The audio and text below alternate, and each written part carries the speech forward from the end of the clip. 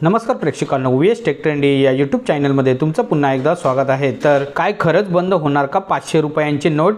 तर सरकारने यावर सांगितलेली माहिती आपण बघूया। तर सोशल मीडियावर सध्या एक अफवा जोरात पसरत आहे की 30 सप्टेंबर 2025 नंतर एटीएम मधून 500 रुपयांच्या नोटांचा पुरवठा थांबेल। या अफवांमुळे लोकांमध्ये गोंधळ निर्माण झाला आहे, पण सत्य काय आहे? तर सरकारने आता या विषयांवर अधिकृत उत्तर देत स्थिती स्पष्ट केली आहे। तर 500 रुपयांच्या नोटांचा वापर सुरूच राहणार। तर सरकारने स्पष्ट केले आहे की 500 रुपयांच्या नोटा वैध चलन म्हणून राहतील आणि एटीएम मधून मिळणाऱ्या नोटांच्या मिश्रणात त्याचा पुरवठा सुरूच राहणार आहे। भारतीय रिझर्व्ह बँकेने म्हणजेच आरबीआयने बँकांना आणि व्हाईट लेबल एटीएम ऑपरेटरला निर्देश दिला आहे की 30 सप्टेंबर 2025 पर्यंत त्यांच्या सुमारे 75% एटीएम मध्ये 100 व 200 रुपयांच्या नोटांची उपलब्धता सुनिश्चित करावी।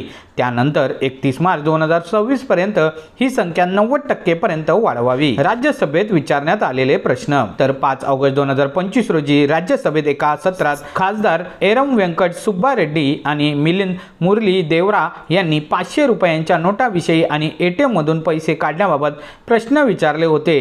त्यांनी विचारले होते की रिझर्व्ह बँकांना 30 सप्टेंबर 2025 पर्यंत एटीएम मधून 500 रुपयांच्या नोटांचा पुरवठा थांबवण्याचे आदेश दिले आहेत का? जर आहे तर त्यांचे कारण काय आहे? सरकारने दिले उत्तर। तर सरकारने या सर्व प्रश्नांचे उत्तर दिली। तर सरकारने सांगितले की 500 रुपयांच्या नोटांचा पुरवठा थांबवण्याचा कोणताही प्रस्ताव नाही। एटीएम मधून 100 आणि 200 रुपयांच्या नोटासह 500 रुपयांच्या नोटांचाही पुरवठा सुरूच राहणार आहे। भविष्यातील बदलांसाठी अधिकृत सूचना।